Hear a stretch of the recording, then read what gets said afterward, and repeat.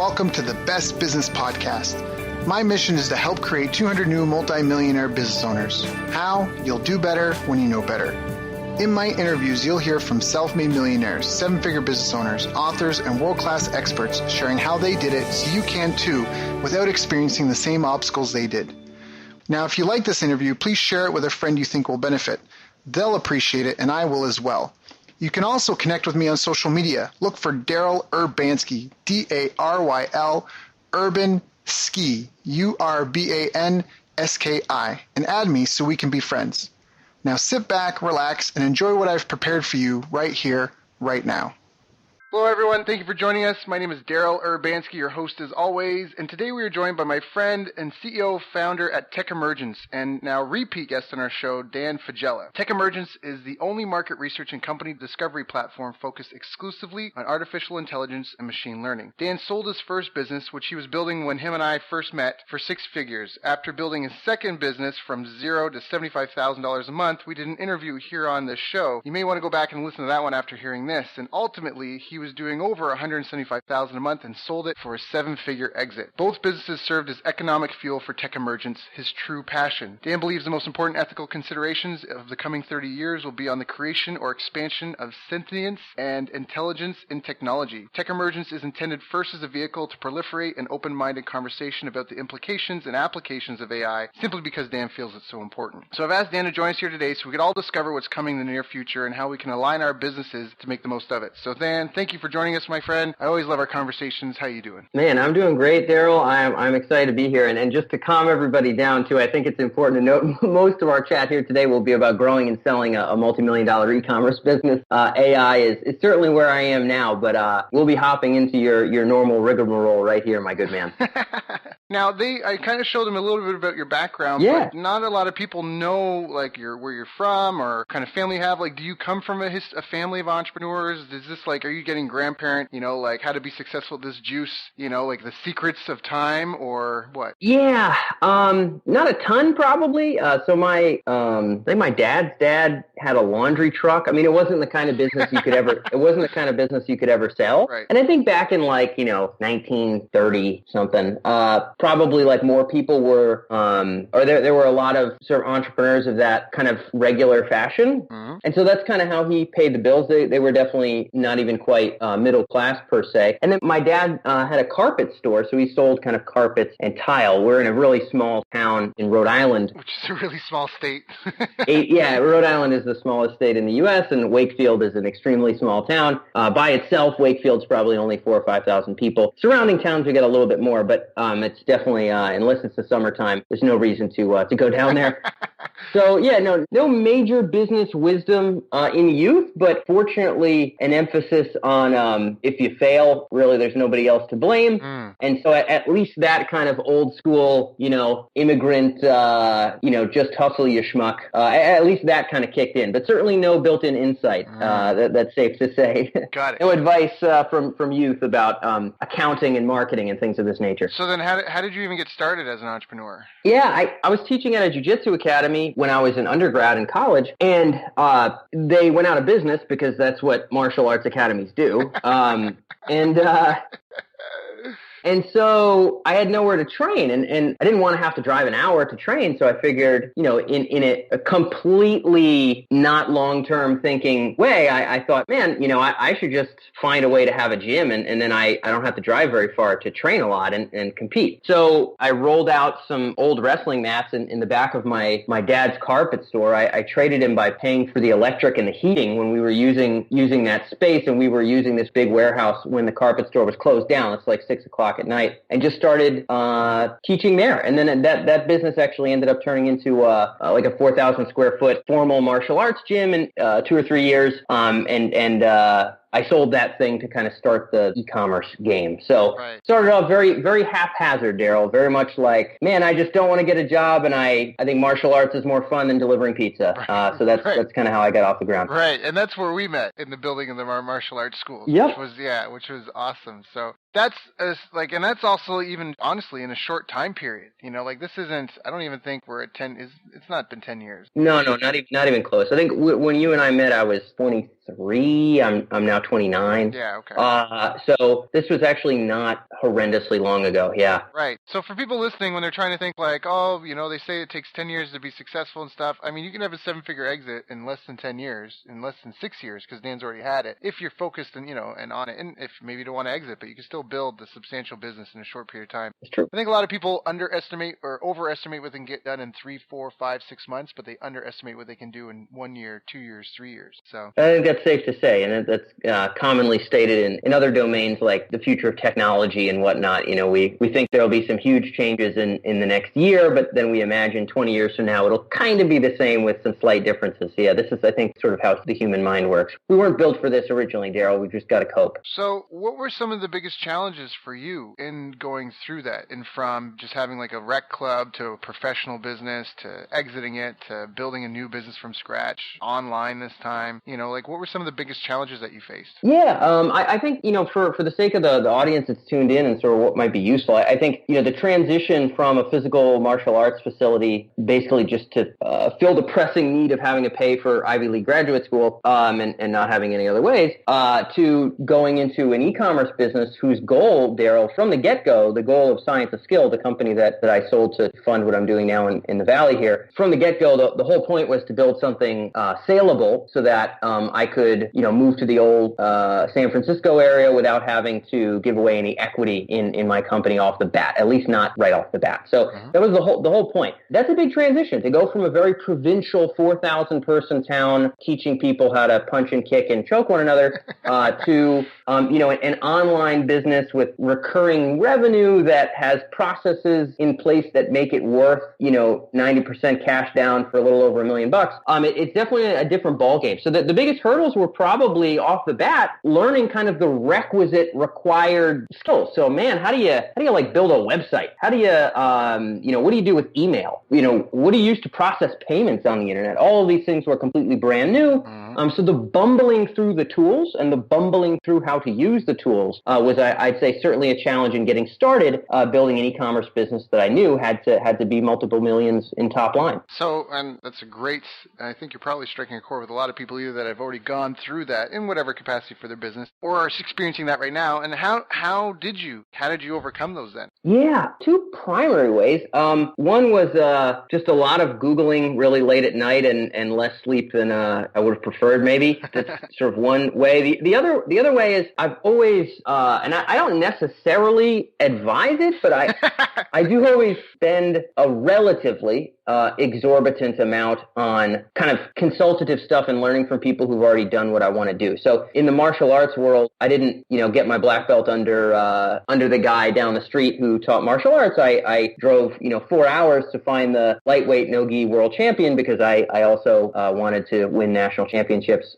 in no-gi jiu-jitsu. So kind of, do you want to learn, like there's nobody in Wakefield, Rhode Island who runs, big old e-commerce company. So for me, it was kind of finding a lot of folks. I mean, some of these people, Daryl, the people at 6th Division out of Infusionsoft, other folks in kind of the membership site space and kind of subscription revenue space. I just tried to get into as much kind of coaching as I could. So instead of having a slightly nicer apartment or, eating something other than, white bread and frozen spinach or something, I just spent all that on frantically learning from people who had gotten to whatever the next step was and just feverishly trying to implement as fast as possible. I remember we used to have our saying roof and ramen. Yeah, just give me roof and ramen and I'll blow the rest on making sure that, I can escape my provinciality. So that was that was the objective, yes. Really, really focusing on basically the mental exercise, Daryl, was number one. I mean, again, a lot of late night Googling and figuring it out because I couldn't pay for that much consulting in these early days in my earlier 20s. But,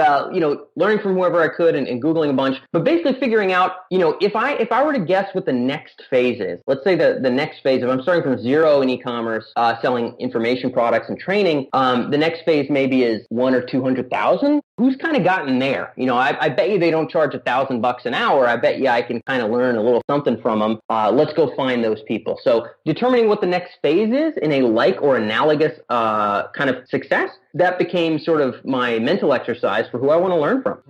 I love that. So you weren't trying to network with billionaires yet. You were like, let me find someone that's, doing six figures. Let me find someone that's doing $500,000. Totally. Let me find someone that's doing $1 million. Let me find someone that's doing, I got it. Big time. Yeah. And I think, look, I mean, to be honest, I can at least speak for myself. Look at talking to, Buffett about selling, subscription information products on the internet. I mean, to be honest, I'm sure I would have garnered some high level insights that I'd be grateful for. But number one, I couldn't afford an hour of Buffett's time. Number two, this is a kind of specialized thing. Like, we're talking about setting up landing pages here. I just don't think that's Buffett's ballgame. You know what I'm saying? Right. So Right. It's specific, specialized experience and kind of the next phase up. This was sort of the mode of finding the mentor. Now, I have a question, because your company was the Science of Skill.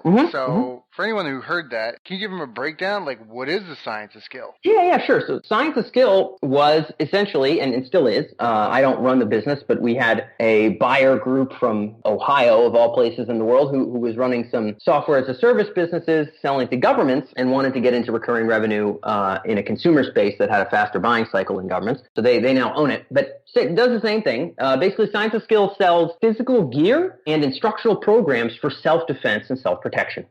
So some of this is hand-to-hand self-defense skills, learning from kickboxing experts or grappling experts. Some of this is bladed weapon defense, so learning from people who train police officers on avoiding getting stabbed or cut or I mean the science of learning a skill and developing a skill. Yeah. Wait, what do you get? But not the company. What's the science of learning a skill? Oh, you want me to go into the actual science? Yeah.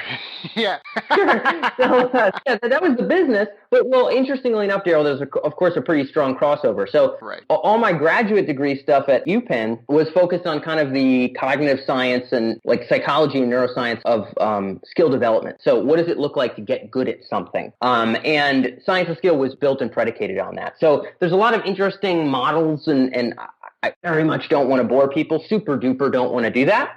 Anders Ericsson, founders of goal setting theory. There's a bunch of cool people to read in this regard. But there's essentially some fundamentals around what it takes to build skills. What kind of repetition is required? What kind of feedback from what kind of experts is required? How to model and simulate environments like those that you're going to be in when you need to perform otherwise. A lot of kind of tenets and principles around building skill. And a lot of this has been studied really, really, really far in depth and in kind of very basic abilities or things that are reasonably easy to study, such as playing the violin, performing in sport, memorizing numbers. These kind of tasks have had some pretty robust academic work behind them. And so there's some strong sort of theory and practice around what it takes to get good at something. And so the business Science of Skill was built on basically creating educational programs in line with a lot of those principles, in line with those same tenets. So when you say specific type of repetition, what type? Like, how do I get good at something, Dan? I got to set some goals. I got to get regular feedback at regular intervals from experts. I got to get what do you mean specific types of repetition? Yeah, so a real kind of important thing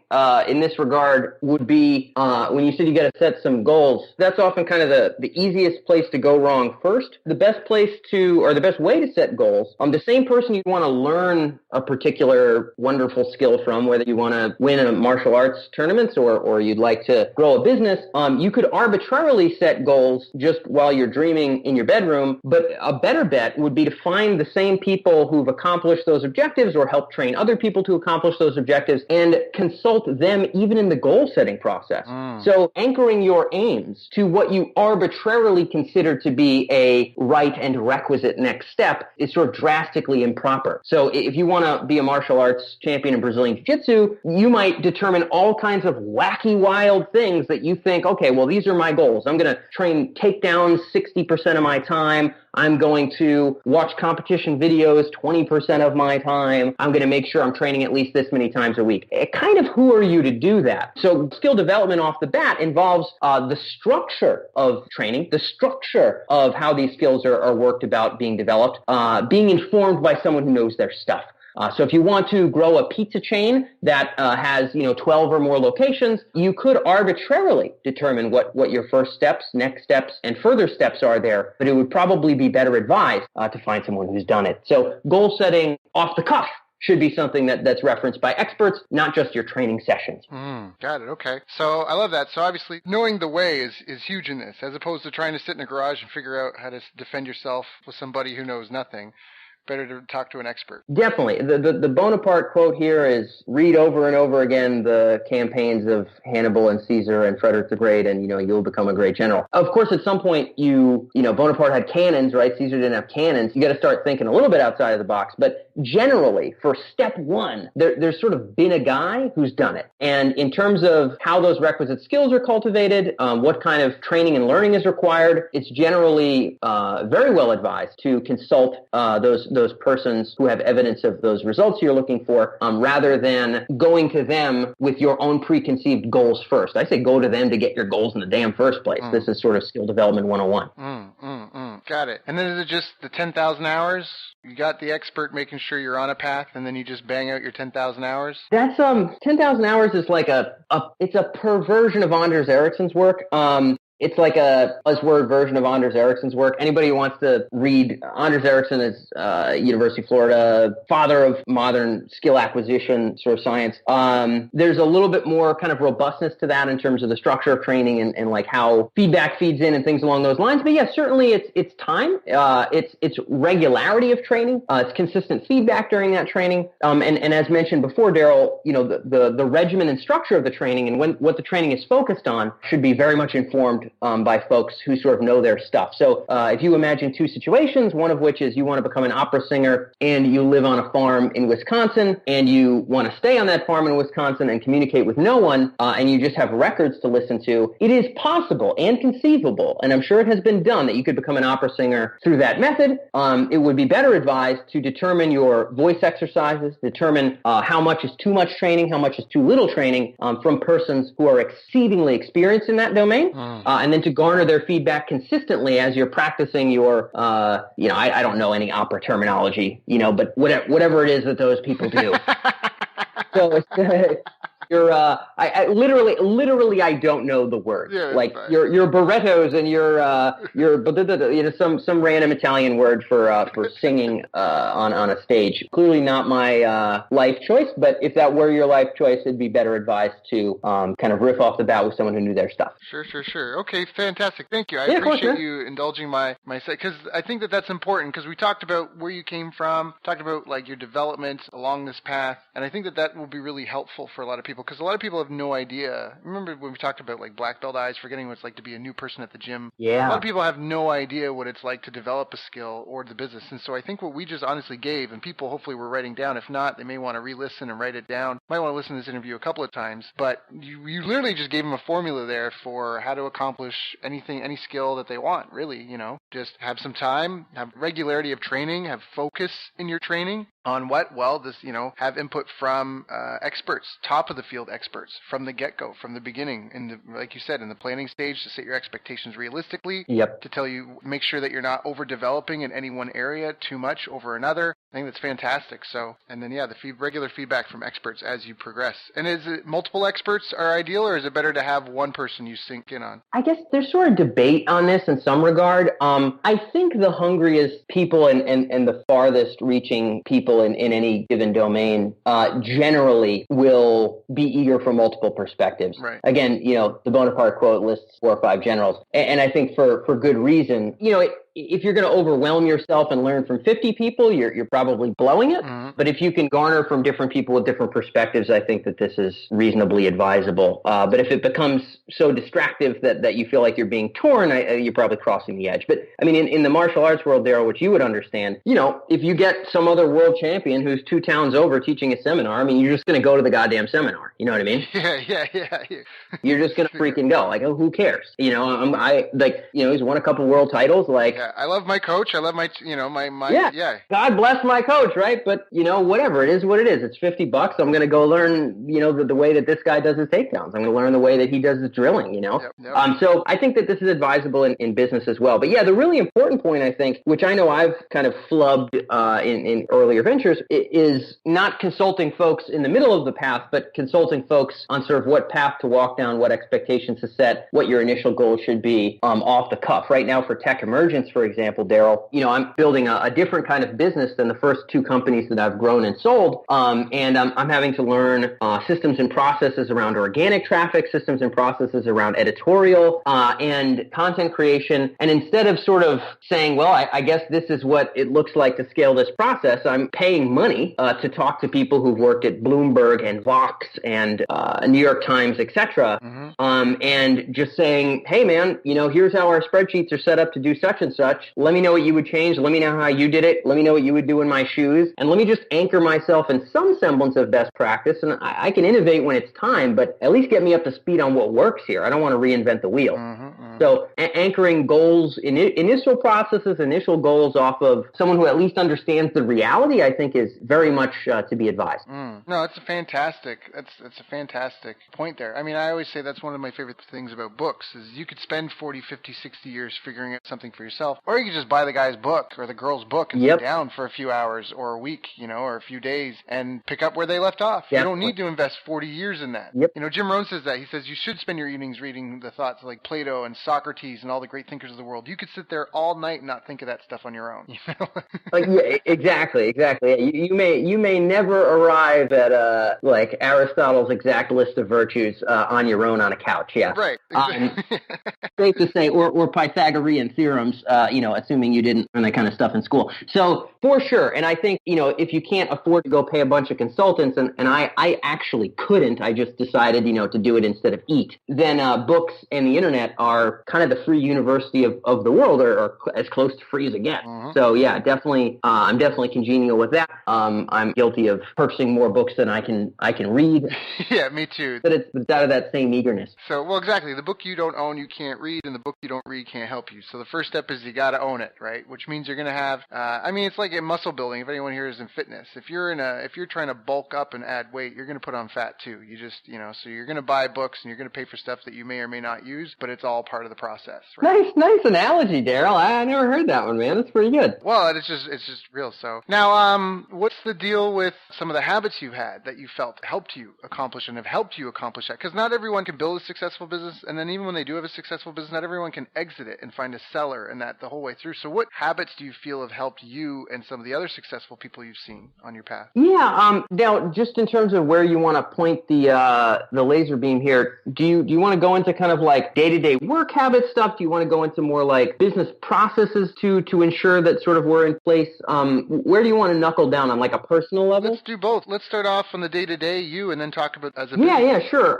I'd be remiss to say that I invented a lot of the habits that I sort of follow through on a regular basis. This stuff has been informed by kind of the full gambit from books like Scaling Up by Vern Harnish, which is sort of case studies on large companies, like public level companies, and sort of the processes underlying business growth, to, even the David Allens of the world, Getting Things Done, which is a great book, Tony Robbins. There's all kinds of people I've learned from, but things that have stuck for me, Daryl, that I think have been helpful, and they've been helpful for me in a couple accounts, just to be clear too. So Science of Skill, again, luckily we got it past the $2 million mark in the fourth year.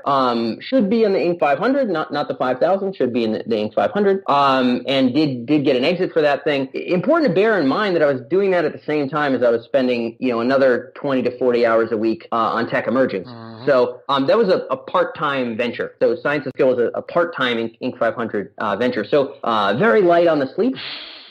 Very, very aggressive on the work, and had to figure out how to jam a bunch of stuff in. So things that were important for me and continue to be are quarterly, weekly, and daily regimens that sort of anchor on priority. Because there's 1,000 directions to go when I'm trying to, write a TED Talk and finish a piece for, Huffington Post and, hire another writer for TechEmergence, and at the same time, finish some product launch for some new self-defense knife and, orchestrate some big email campaign in e-commerce. Like it very quickly can just become a frantic, mouth-frothing, unproductive kind of bunch of lunacy.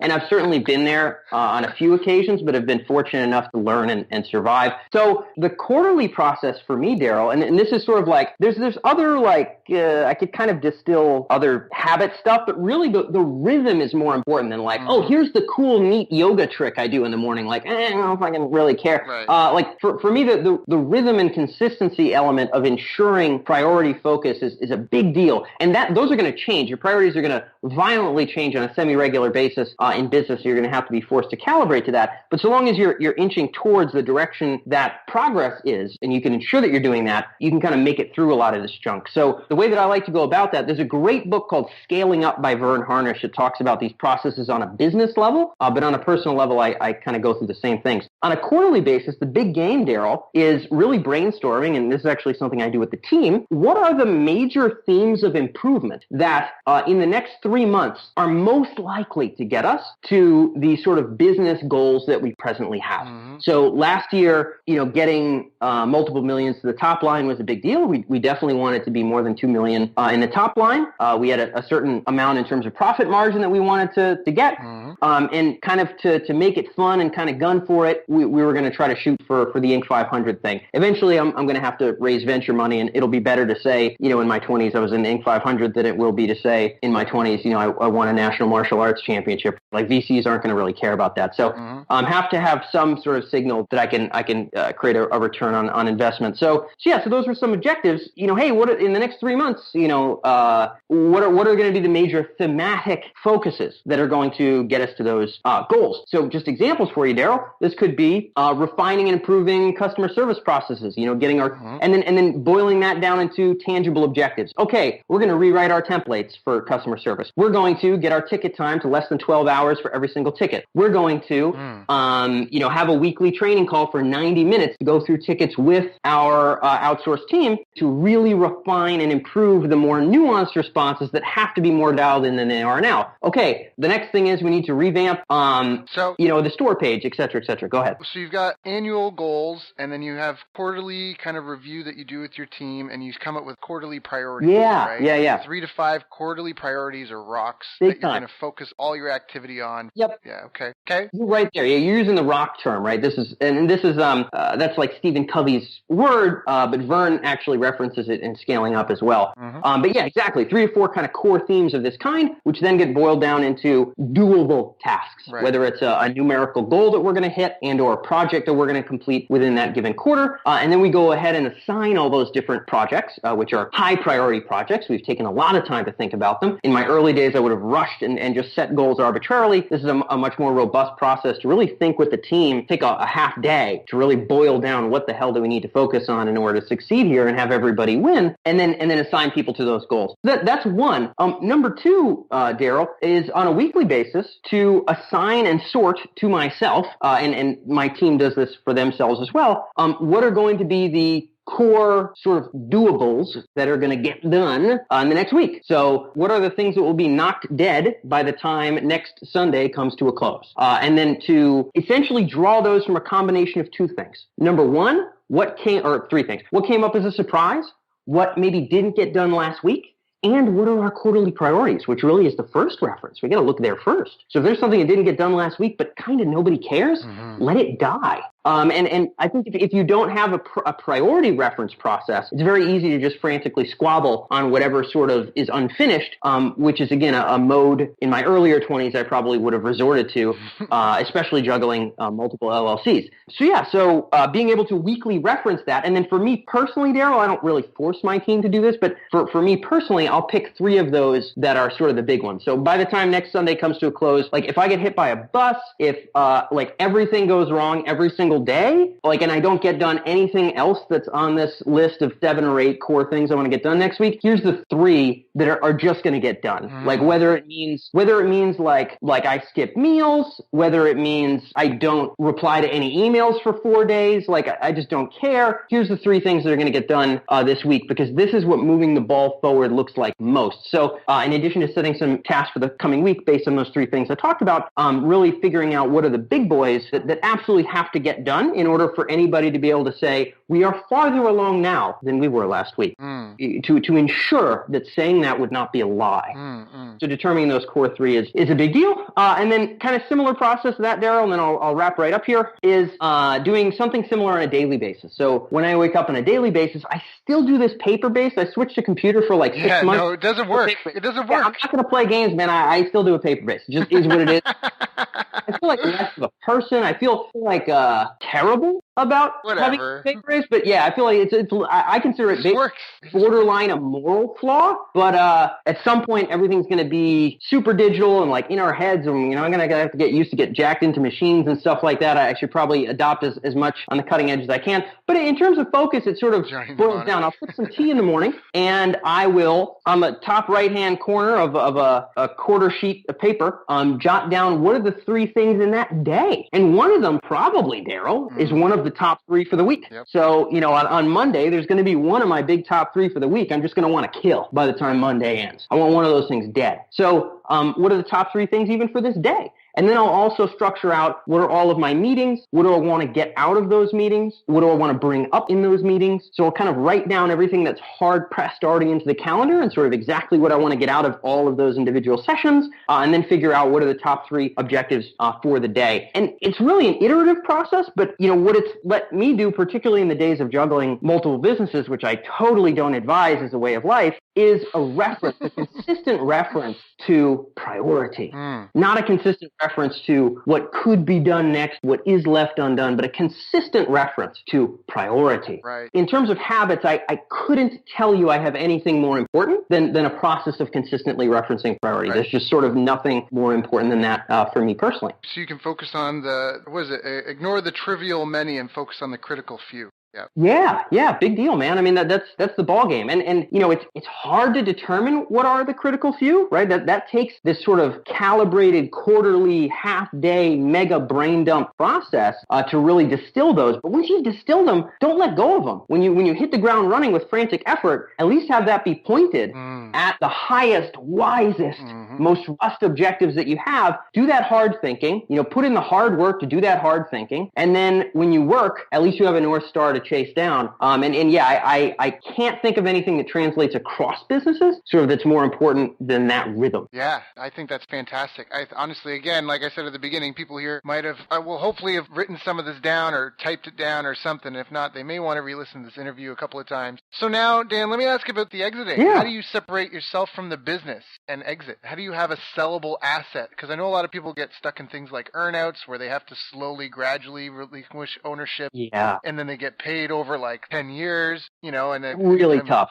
Right. Anytime sign of danger, the buyer gets to back out and, so. Yep. How do you get favorable terms? So this is a great question. Everything's going to be a give and a take. So in the sale of Science of Skill, instead of trying to get somebody to pay 4.5 times profit, and then see what kind of terms they want to come up with, I decided that if I was able to get around 3 times profit, which is a little bit over $1 million at that time, and I got 90% up front, and I was really not obligated to do any additional work, that this would actually be favorable for me, because here in Silicon Valley, you don't wait 10 years to do things. So that was the way that I decided to skin the cat. So everything's a give and a take. That's one very important facet. If you want to sort of race things to the front in terms of payment, there's going to be kind of some chips to slide around the table in terms of who gets benefits on what. But another really important point, Daryl, is, and this was advice I got from a guy in an almost 80-year-old guy in the semiconductor industry who I was chatting with casually about the goal of selling this company about a year before I did. And he said some advice that I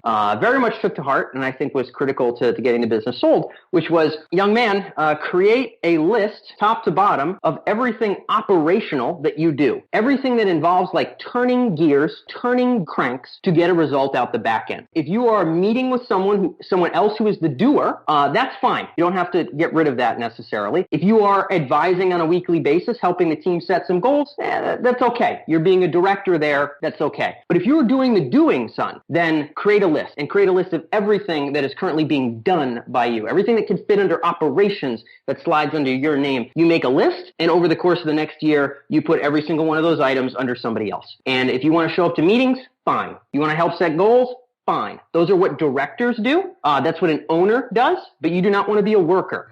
And this was direction that I was surprised was never put in such a simple nutshell beforehand. And I kind of eagerly took action on. So making sure that affiliate communications, sort of merchant account communications, advertising goals and budgeting processes sort of month over month, that none of these things needed to involve me going into the spreadsheets and doing work, but instead me talking to someone every Monday, let's say, and just getting an update from them. This is what an owner does. This is what a director does. So if you're doing what owners and directors do, you're basically selling kind of an object, right? You're not selling a new job that someone else has to step into. You're selling kind of this little machine filled with people and processes, and your actual crank turning is functionally nil, other than talking to the crank turners, to the people that are in the operational roles. And fortunately, I had a great team, a team who was compensated at the exit, as I was, and who was just good at their respective roles. But in terms of like, if you are the actual person selling it, like if you're that guy, there's nothing wrong with doing operations if you don't have the goal of selling. But if you're going to sell, you stop doing operations, assuming you want cash up front, right? If you're okay with being there for half a decade, then by all means, make yourself as essential as possible to the business processes. But if you'd like a higher multiple, and if you'd like more of that in terms of cash, then it's very, very important to gradually step away.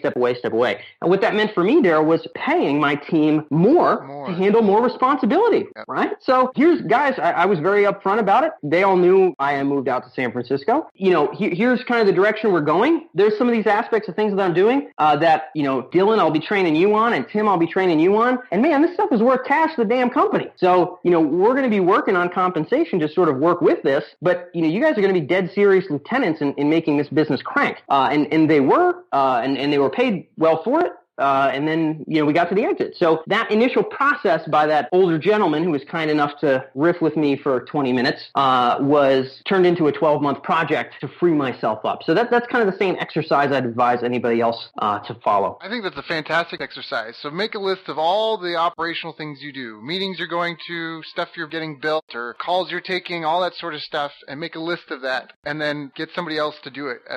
Dedicate a year to getting yourself off that list. Yep. And all those things on someone else's shoulder. Now, that's a really, like you said, it's a really simple nugget, but extremely profound. And I have one question. I know other people are already thinking it too. You're right. You will have to compensate your team more. How much is too much? Yeah, I think there's all kinds of ways to answer this stuff. And to be honest, we weren't a large enough, a $2 million e-commerce company for me meant one full-time employee, one part-time employee, 2 core contractors, and some folks overseas, right? Mm-hmm. That's what $2 million meant for me. So this was not a large staff where, we got 20 people on the floor, and this is just really super duper not like that. Only one full-time employee, and again, multiple millions in the top line. So luckily there wasn't as much thinking to be done here as there would be in like a consulting business or something that's very extremely human heavy. But I think on my end, it was kind of, all right, well, what does this kind of work get compensated like elsewhere, in other businesses, in other spaces? And in my case, the marketing and sales elements, so the parts of the process that I handled that involved sales were something that I was willing to pay a percent off of in terms of what the result was for the following month on profitability. So the ability to calibrate ad spend and then correlate that directly to financial results the following month. This is taking me a lot of time personally. It's also worth an exceptional amount of money to the company, one of the most valuable processes in the company.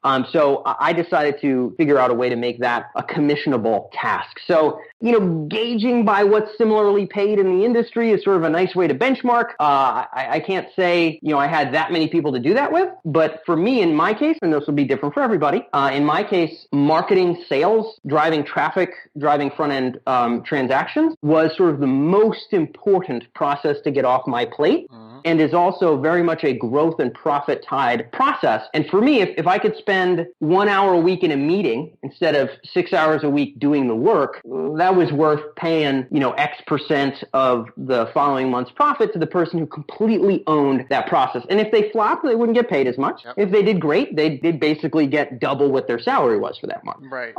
Which is nice. Still decent, yeah, which is pretty nice. So Tim, who's my right-hand man, who I think you may have met at some seminar at some point. No, we've met a bunch of time, had a bunch of calls. Yeah, Tim was like my main soldier. Tim was my boy. He had been there from day one. He really had the responsibility and the gusto. He had a natural inkling towards marketing. Mm-hmm. If there's anybody I'd want to give a chunk of what our profits would be, it would be Tim. Mm-hmm. He put in a lot of hours in the early days, and so I gave him probably a healthier portion of sales and marketing-driven profit than you probably would for anybody that you'd bring on year 5 of growing a business. But Tim was there from ground zero. So yes, it's totally handed off. Yeah, there's a development there that's worth it. It's worth it. Definitely. And it's like the ability for us to grow without me being able to directly tie myself to the growth is adding to the promise of the saleable asset. Right. In a way that more than justified commission, Well, and even on top of that, so let's say you're making a benchmark monthly income and you bring someone like this on, your income will drop in the short term, but really, even paying them that commission, your income should still be growing. Yeah, and not to mention if your time is growing, right.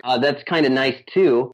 Not to mention, and if you sell for a fatter multiple, that's a way to get those dollars back. So there's a lot of ways to skin the cat. In my case, it was just right to do it with Tim, and I super duper wanted to and make it more than fair. But it also definitely added to the saleability of the company, which is phenomenal. So Dan, this has been amazing. This is an interview to listen to again and again for sure. You've literally walked us through the initial stages all the way through to the exit with some fantastic tips along the path. And I know that you've got a hard stop, so I want to be really respectful of your time. Yeah. But I appreciate it. I want to say before I ask anything else, is there anything I didn't ask you that I should have asked you?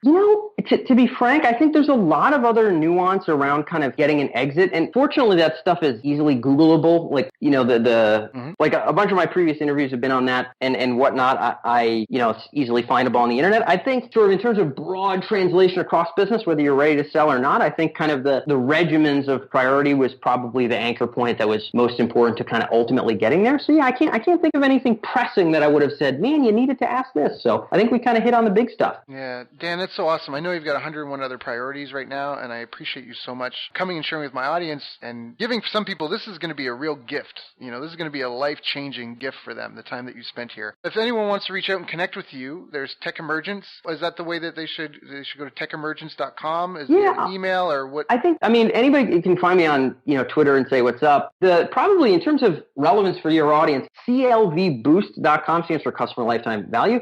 CLVboost.com is where I still do some writing about marketing, internet marketing, automation. So the sort of processes undergirding the e-commerce business that we grew and sold, that's sort of the only place where I do my journaling and meditating on that stuff. There's a white paper on that page that is essentially sort of the fundamental email processes that got us past the 7-figure mark. That's on CLV Boost. So if people are like, this is the kind of stuff I want to use for my company, CLVboost.com is definitely the place to go to just check that out. You can also, find my contact stuff there as well. Yeah, TechEmergence is cool. It's artificial intelligence. The one report that would have been fun to riff about, but it wasn't our main topic, is sort of a recent report we did on the impact of AI in marketing. Daryl, I can send you the link to reference. Sure. It's much more relevant than the homepage of TechEmergence. What should they Google to find it? They should Google TechEmergence marketing? Yeah, marketing and AI or something like that. I mean, I'll zing it along on Skype here when we hang out. But I would say in terms of relevance for business and just kind of reaching out and being in touch, CLV Boost is probably the best place to learn the business stuff. And then otherwise, just, find me on Twitter, pop me a message, let me know you heard me through Daryl, and I'll be happy to hear from you. So that's about it for me, man. That's so awesome. Dan, it is always an honor and a pleasure whenever we talk. You're one of my favorite friends, and we both started way back then. Oh, yeah. Chasing each other. It's just been an amazing journey, and it's such an honor and pleasure to walk that path with you and just even see you shine. And I know that the most exciting thing is we're both just getting started. Like, that's the coolest part. We have the rest of our lives ahead of us. So thank you, man. I appreciate your time today. I know you got to go, so I'll let you go, but just thank you. Awesome, brother. I appreciate you having me on, man. I'll catch you soon. You've reached the end of our interview. Now, first, let me thank you for listening. I appreciate and respect you more than you'll ever know. And now I'd like to ask you a couple of questions. First, what 3 lessons did you just learn? What 3 aha moments just jumped out at you? Second, what can you implement for yourself and your business in the next 24 hours? Third, what can you give to someone else to help you with, or give to them to just do it for you? Whatever it is, remember, taking action is the secret sauce to results. Now, if you think this interview would be helpful for a friend, please give them a link to it. It'll help them and it'll help me too. I'd also like to invite you to help me find out more about the challenges you're facing, your dreams, your goals, and how I can help you overcome what's holding you back. We both do better when we know better, and your success is my success. So please reach out and interact. You can visit our website, bestbusinesscoach.ca for Canada or California, where I'm from and where I'm living. You're welcome to also try out one of our paid programs. You can find us on YouTube, Facebook, and pretty much every other social media channel you can think of. You should also subscribe to the podcast, and if you're enjoying them, please leave us a nice review. It really helps. That's all for now. Once again, thank you. Take care of yourself, and remember, the world needs the best business you can build. And I believe in you. So look, I was privileged enough to sit in the room the other day and listen to Daryl present. I had the great fortune to spend some time with Daryl Abrinsky during this week, and we had an incredible 2.5-hour presentation with Daryl. Daryl was amazing. I got so many little nuggets of wisdom. I hadn't heard Daryl speak before, but what struck me from his presentation was He's one of these hidden masters in the internet marketing world who's worked on some pretty incredible launches. Daryl has a ridiculous amount of knowledge. Daryl Abrinsky's presentation was absolutely great. I really loved an incredible knowledge of numbers.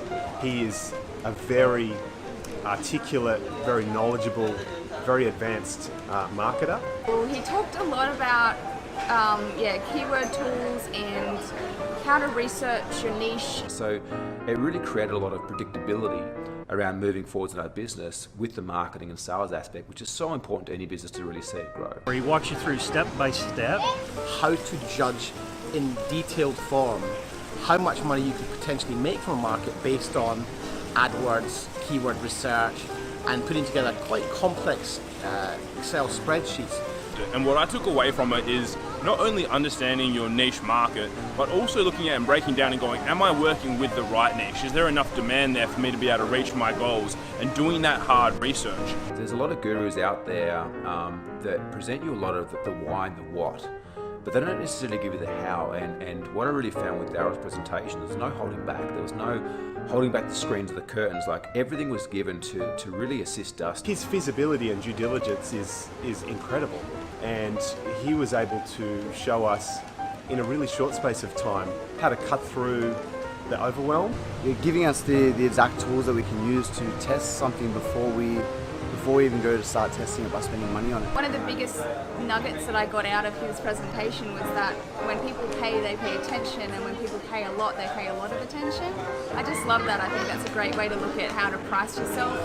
And he was a great speaker, lots of energy, and it was really great to spend time with him. Honestly, phenomenal presentation. I would love to catch up with him, next time I'm in this part of the world.